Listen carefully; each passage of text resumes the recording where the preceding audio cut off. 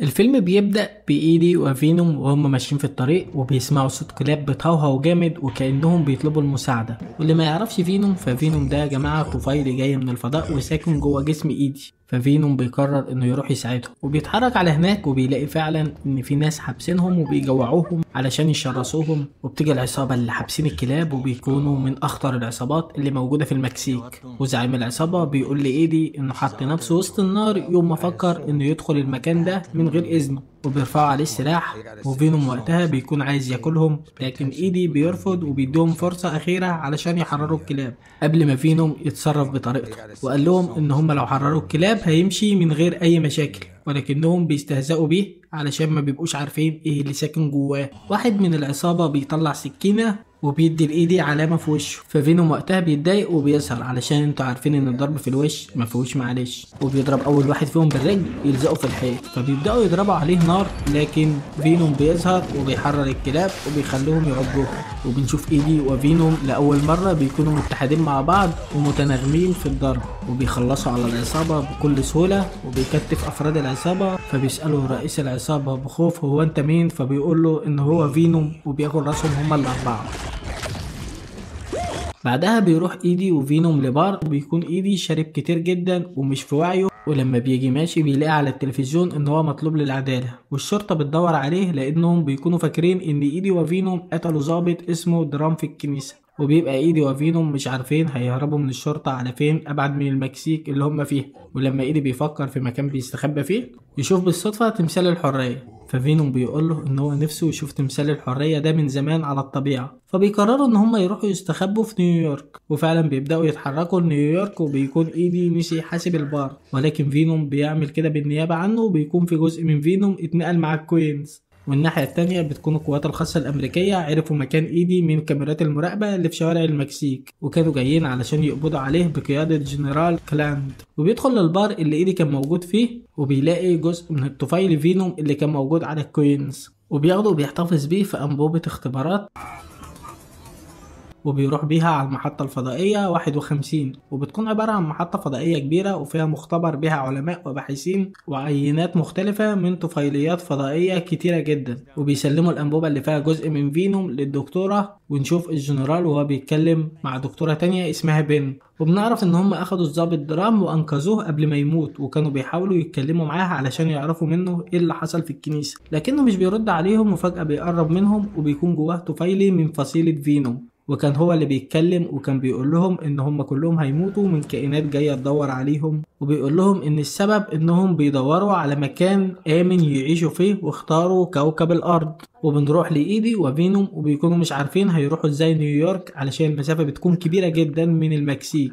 وفجأة نلاقيه على طيارة وشابك فيها بإيده، وإيدي وقتها بيقول له أنت ما لقيتش طريقة غير دي علشان توصلنا بيها. كمان بيقول لفينوم إن هو مش قادر يستحمل ضغط الهواء، فبيظهر فينوم بالشكل الكامل علشان يحافظ على إيدي وما يأذيهوش. وفينوم أول ما بيتحول لجسمه كامل بنشوف الكائن الفضائي اللي كان بيدور عليه، وبيكون حس بالمفتاح، ونعرف إن هو جوه جسم فينوم. والكائن بيشوفه وبيتحرك عليهم ويطلع فوق الطيارة وبيهجم على فينوم وبيحاول ياخد منه المفتاح، لكن فينوم بيقدر إنه يتفاداه ويتعلق تاني في الطيارة. والكائن الفضائي محرك الطيارة بيسحبه وبيموته وبيقطع جسمه لقطع صغيرة. وفينوم بينط من الطيارة هو وإيدي، وبيتحول فينوم لباراشوت وبيقدروا ان هم ينزلوا على الارض، وبيدخل تاني في جسم إيدي. ونروح لشخص اسمه مارتن، هو كان مع عيلته وكان في طريقهم للمحطة الفضائية 51، وبيبقى نفسه يشوف كائنات فضائية حقيقية، وكان رايح المحطة على امل انه يشوف اي جسم كائن فضائي. وهم في الطريق بيقع عليهم جسم الكائن الفضائي اللي كان بيطارد فينوم،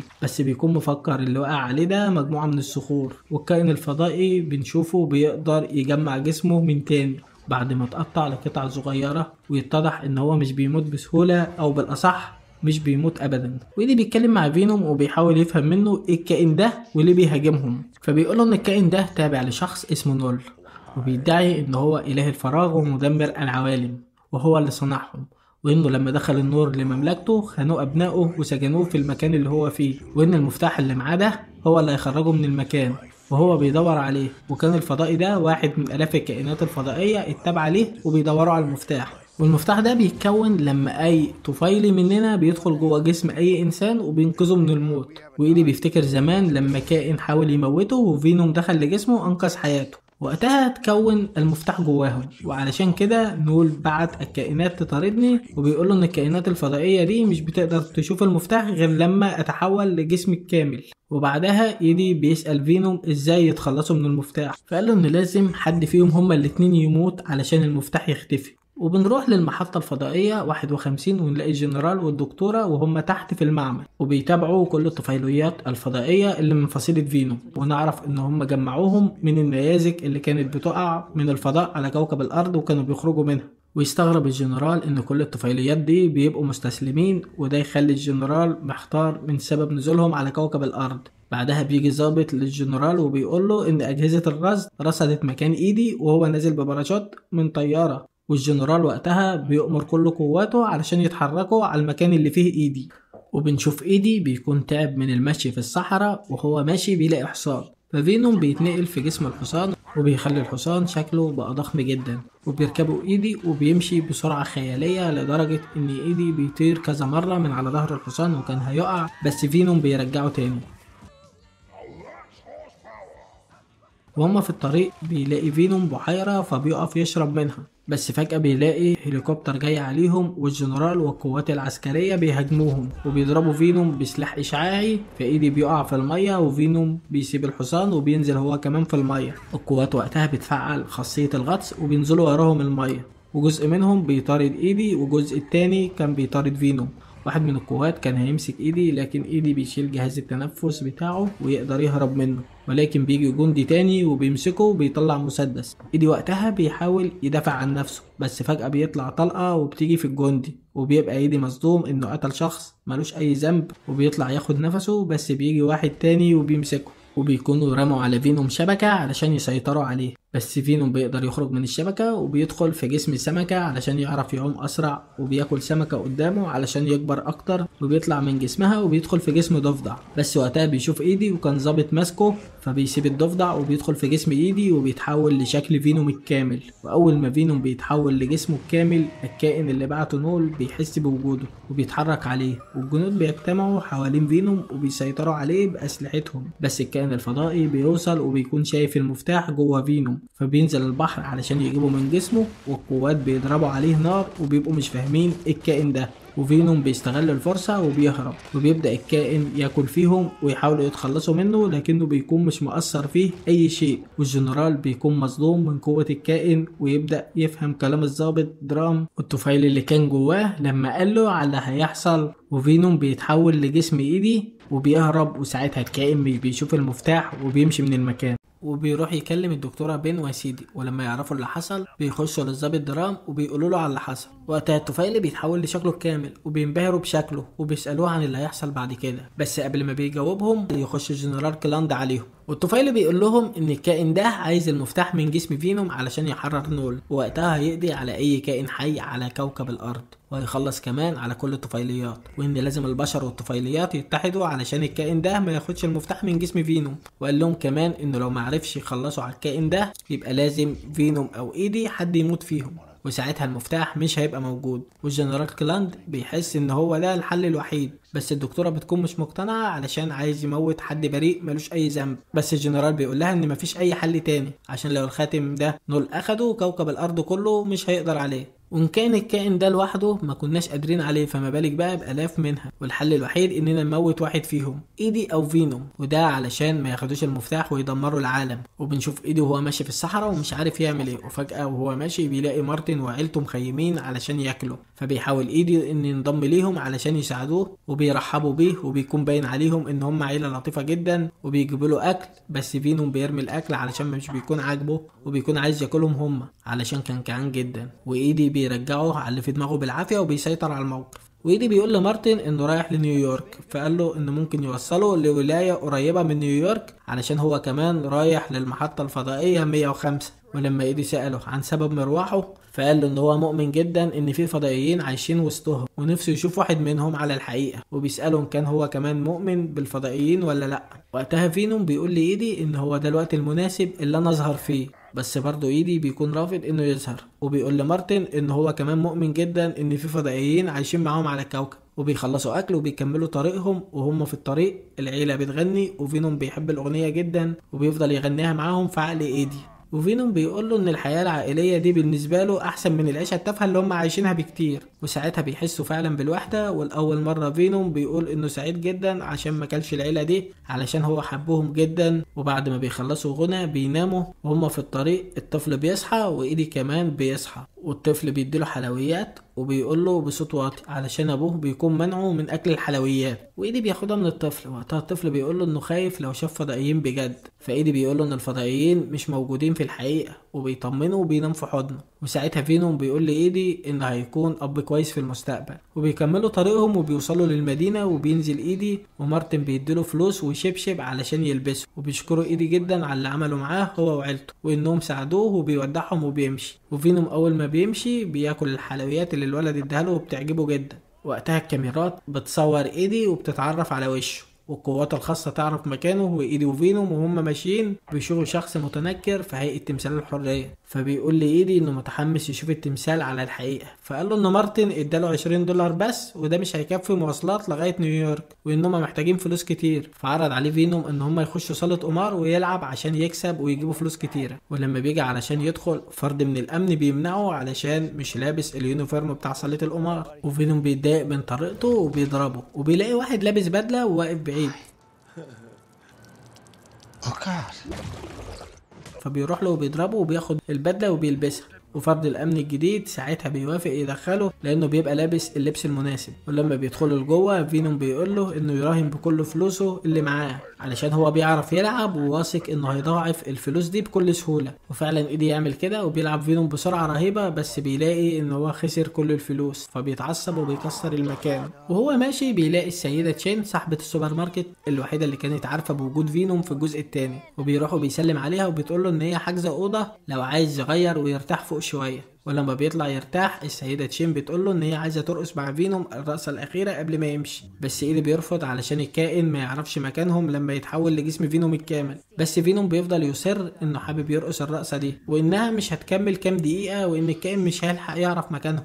ساعتها بيتحول لجسم فينوم بالكامل وبيرقص معاها وبيكون فرحان جدا. بس فعلا فينوم اول ما بيتحول لجسمه الكامل، الكائن بيحس بمكان المفتاح وبيتحرك عليه بسرعة. واول ما بيوصل للمدينة وبيخش الأوضة، ساعتها ايدي بيرجع لشكله الطبيعي، وده بيشتت الكائن وبيلاقي المفتاح اختفى وبيمشي من المكان. وقتها القوات الخاصة بتيجي وبتضرب ايدي بإشعاع، وده بيخليه ينفصل عن فينوم، وبيحتفظوا بيه في أنبوبة، وبيخدروا ايدي وبياخدوهم هما الاتنين علشان يودوهم للمحطة الفضائية 501. وساعتها الكائن بيحس بفينوم علشان انفصل من ايدي، فبيمشي ورا الطيارة وبيخش معاهم المحطة الفضائية من غير ما حد ياخد باله. وبننتقل لمارتن وعيلته لما وصلوا للمحطة، وبيبقوا فرحانين جدا ان هم وصلوا، وبيتسللوا لجوه من غير ما حد ياخد باله، وبيطلعوا البرج وبيتفرجوا وبيستنوا على امل ان هم يشوفوا اي كائن فضائي معدي. وبنلاقي دكتورة سيدي وبن وهم شايفين فينوم، وبيحسوا فعلا انه مختلف عن باقي الطفيليات اللي موجودة في المحطة. وبن بتقول لسيدي ان هي هتنقله تحت للمعمل. وقتها بنشوف سيدي وهي كانت عمالة تفكر ومتوترة جدا، وكان باين عليها ان هي عايزة تعمل حاجة. وفي الوقت ده ايدي بيفوق من الأوضة اللي هو فيها، وبيلاقي الضابط درام في الأوضة اللي قدامه، ويستغرب ان هو لسه عايش، وكمان بيتحول للطفيل اللي جواه.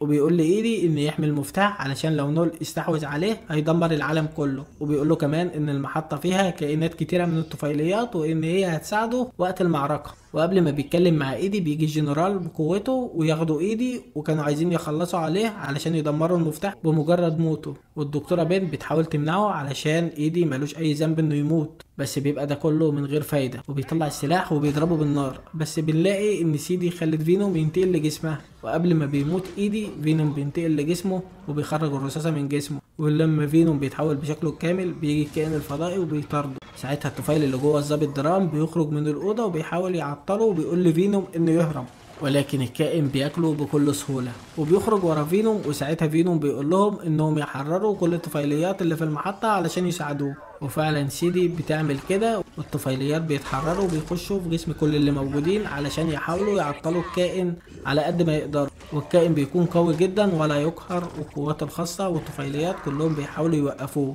وبيلاقي ان في 2 من الطفيليات بيتحدوا مع بعض في جسم واحد، بس برضه ما بيكونوش قادرين عليه وبياكلهم. وايدي بيرجع لجسمه الطبيعي علشان يشتت الكائن وما يشوفش المفتاح، وسيدي بتتحول وبيكون الطفيلي بتاعها قوي جدا وبيكون ليه سيوف كتيرة جدا، وبتحاول تعطل الوحش. ودكتورة بن بتاخد انبوبة فيها جسم طفيلي معاها، وايدي بيطلع بره جسم فينوم، كائن بيطلع وراه، والمعركة بتبقى خارج المعمل، وايدي بيكون محمي من كل الطفيليات وكانوا بيدافعوا عنه بكل قوتهم. ومارتن وعيلته بيشوفوا اللي بيحصل وبينصدموا علشان بيكونوا اول مرة يشوفوا كائنات فضائية. وايدي بيحاول يهرب لابعد مكان ممكن علشان الكائن ما ياخدش المفتاح، بس وهو بيهرب مارتن بينادي عليه، فبيطلع لهم علشان ينقذهم، وبيستغربوا ان هو كمان في جسمه كائن فضائي. والطفل وقتها بيكون خايف جدا من ايدي، فايدي بيقول له انه كان بيكذب عليه وان الكائنات الفضائيه حقيقيه وموجوده، بس في منهم كائنات طيبه ومش شريره زي فينوم اللي معاه. وفعلا فينوم بيظهر وبيشكره على الشوكولاته اللي اداها له، والطفل بيسلم عليه والعيله كلها بتكون منبهره بشكله. والكائن الفضائي بيكون بيموت كل الطفيليات، فبيجي الجنرال وبيضرب على الكائن صاروخ، ومن شده الانفجار بيقع البرج اللي فيه مارتن وعيلته، وبنشوفهم بيقعوا، بس ايدي بيرمي نفسه وراهم، وفينوم بيفرد دراعاته وبينقذ الطفل والبنت، وباقي الطفيليات بينجحوا ان هم يلحقوا الاب والام.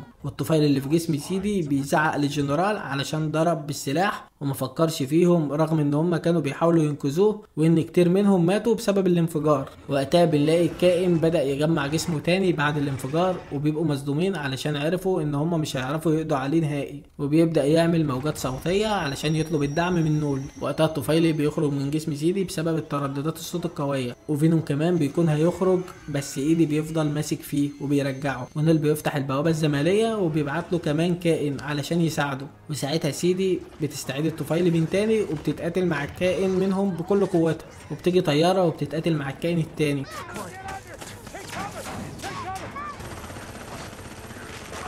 والدكتورة بن بتاخد مارتن وعيلته وبتهربهم من المكان بالعربية، وسيدي بيكون الكائن اتملك منها وكان لسه هيخلص عليها، بس فينوم بيقول لإيدي ان هي انقذتنا. فإيدي وقتها بيروح وبيركب موتوسيكل ويقول للجنرال انه يتحول لفينوم علشان يشتتهم لأطول وقت ممكن، وفعلا بيعمل كده، والكائن بيسيب سيدي وبيجري وراه، والجنود تحاول تضرب عليهم بكل قوتها،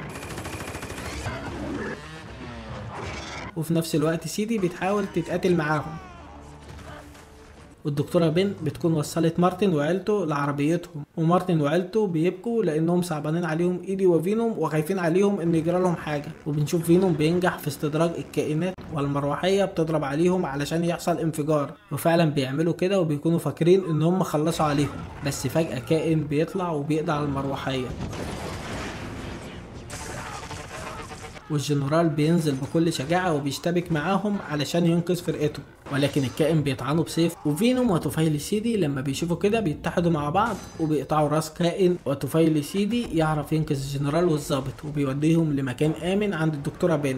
والكائن بيروح يمسك ايدي وكان لسه هياكله، بس بنلاقي مارتن رجع تاني وبيضرب عليه بسلاح وبينقذ ايدي وبيجري على عيلته في العربية وبيهربوا من المكان بسرعة. وطفيل سيدي لما بيشوف الخراب اللي حواليه بيتعصب وبيجري على الكائن الفضائي، بس بنلاقي ان الكائن بيطلب منه الدعم، وترددات الصوت بتفصل الطفيلي عن سيدي وبيقدر الكائن ياكل الطفيلي، والدعم بيجي فعلا، والمرة دي بيكون عدد الوحوش كبير جدا. وفيدوم يسحب ايدي في حطام الطيارة ويقول له ان هو فخور بيه جدا علشان اول مرة يشوفه شجاع وبيخاطر بحياته، وانه مش شخص فاشل زي ما قال عليه زمان، وانه كان عايز يشوف تمثال الحرية زي ما اتفقوا. وايدي يقول له بكل عزيمة ان هم لازم ينتصروا بالمعركة دي زي ما انتصروا بمعارك كتير قبل كده، وبيقول له فينوم ان دي المعركة الاخيرة وان هم مش هيخرجوا من المكان ده، وان لازم حد فيهم يضحي بنفسه علشان نول ينتهي. وايدي بيعيط علشان مش عايز ينفصل عن فينوم، بس ما بيكونش قدامهم حل تاني، وبيوافق وبيعالج كل جروحه وبيستجمع كل قوته. بعدها بيخرج بكل شجاعة من حطام الطيارة قدام الكائنات وبيتحول لشكل فينوم الكامل، وبيخرج من جسمه دراعات كتيرة جدا علشان يندمج مع الكائنات وبيتحكم فيها وبيستدرجهم لجهاز فيه مادة قاتلة وبتكون قابلة للاشتعال، وبيخرج ايدي من جسمه. والجنرال يعرف نية فينوم وبيقوم يشغل الجهاز، وفينوم بيقول لإيدي ان هو عمره ما ينساه وعايزه يفضل فاكر ذكرياتهم مع بعض، وبتنزل مادة بتقضي على كل الكائنات. وايدي وقتها ما بيكونش مصدق ومش مستوعب كل اللي بيحصل وبيبان عليه الحزن، وفينوم بيجيب باب كبير جدا علشان يحمي بيه ايدي من المادة اللي هتقتل بيها الكائنات. وسيدي وبين بيجروا من المحطة وبتنزل المادة وبتقضي على كل الكائنات، ولكنها كمان بتقضي على فينوم. وإيدي بيكون شايفه وهو بيموت قدامه، والجنرال بيطلع ولاعة ويرميها على المادة ويحصل انفجار كبير جدا، وسيدي تقع من شدة الانفجار. وبين بتستخدم الطفيلي اللي كانت واخداه من المعمل علشان تلحق صديقتها سيدي، ونلاقي ان الطفيلي اللي معاها قوته كبيرة جدا، والانفجار بيقضي على كل الكائنات وبيقضي على فينوم وعلى نول للأبد. وبعدها بفترة بنلاقي ايدي في المستشفى وهو بينادي على فينوم، بس بنلاقي رجل عسكري مهم بيقوله ان فينوم خلاص ما بقاش موجود، وبيحييه على شجاعته وعلى اللي عمله علشان ينقذ كوكب الارض، لكنه بيحذره ان هو لو قال اي حاجة لاي حد عن اللي حصلت هيسجنه، ونصحه انه يبدأ حياة جديدة. وبعد فترة بنشوف ايدي وهو بيحاول يعيش حياته، بس بيبقى مش عارف عشان يتعود على فينوم في جسمه، ومش عارف يتأقلم على حياته الجديدة من غيره، وبيفتكر كل ذكرياتهم مع بعض من أول مرة شافوا فيها. وعلى الرغم من إنها كانت حياة عشوائية وإنه ساعات كان بيتضايق منه بسببها، لكنه دلوقتي مش عارف يعيش من غيره علشان رحلتهم مع بعض كانت ممتعة وكانت مليانة تفاصيل كتير. وبيروح لتمثال الحرية اللي فينوم كان عايز يشوفه على الحقيقة ويقول إن عمره ما ينساه، ونعرف إن نول لسه عايش وبيقول إن الكواكب كلها هتكون تحت سيطرته، ومعنى كده ان ممكن يكون بقايا فينوم موجودة ويقدر يتعافى من جديد. وده توقعاتي الشخصية. ويخلص الفيلم. لو عجبك الملخص اشترك بالقناة وفعل جرس الاشعارات علشان توصلك ملخصاتنا الجديدة. سلام.